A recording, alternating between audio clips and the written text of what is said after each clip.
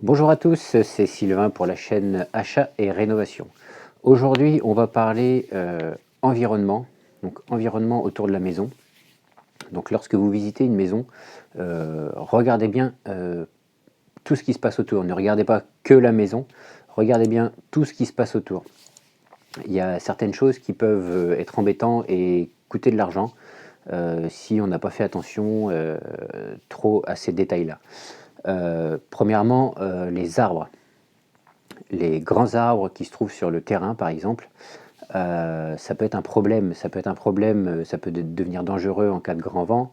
Ça peut être embêtant si les arbres passent au-dessus au-dessus de la maison, les branches passent au-dessus de la couverture.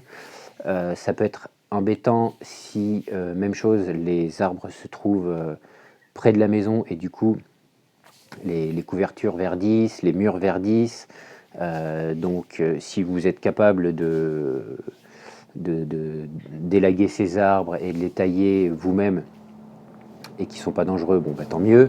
Par contre, dès l'instant que ça commence à passer au-dessus de la couverture, dès l'instant que c'est des arbres assez hauts et éventuellement dangereux, il va falloir faire venir un élagueur, et un élagueur, ça coûte cher. C'est un métier dangereux et c'est des gens qui doivent avoir des assurances, donc c'est une prestation qui coûte cher. Donc il faut faire attention aux arbres. Regardez les lignes électriques, c'est pareil, si vous avez une ligne haute tension qui passe au-dessus de la maison, c'est pas terrible. Aujourd'hui, on sait très bien que le champ émis par les lignes haute tension ne sont pas bons du tout pour la santé. On le voit également sur les élevages d'animaux que ça crée des perturbations. Donc si vous avez une ligne haute tension, c'est pas terrible. Je vous déconseille d'acheter une maison avec une ligne qui passe au-dessus de la maison. Les chemins de fer, même chose, les chemins de fer, ça fait du bruit, même si on n'habite pas au ras du chemin de fer.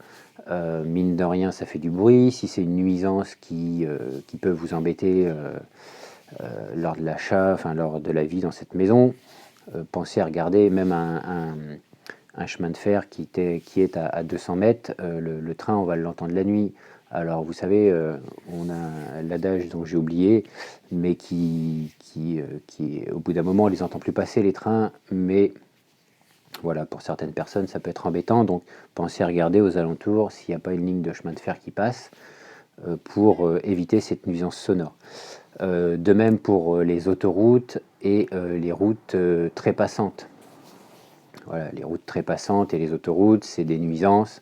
Même chose, on sait que le bruit aujourd'hui, ça agit énormément sur le stress. Donc si déjà vous avez un boulot stressant, que vous rentrez et que vous entendez le flux de voitures, même si vous ne vous en rendez pas compte, ça va ne pas faire descendre votre stress. Voilà.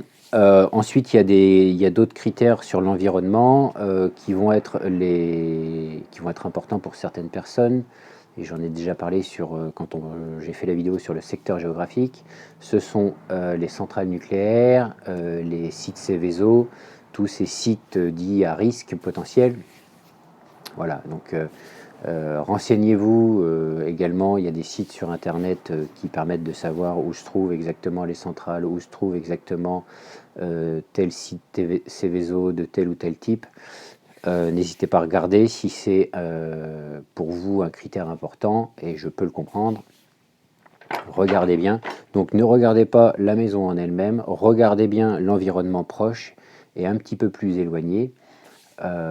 Si bien sûr c'est une maison où vous décidez d'y vivre et passer quelques années et voir tout le reste de votre vie, hein,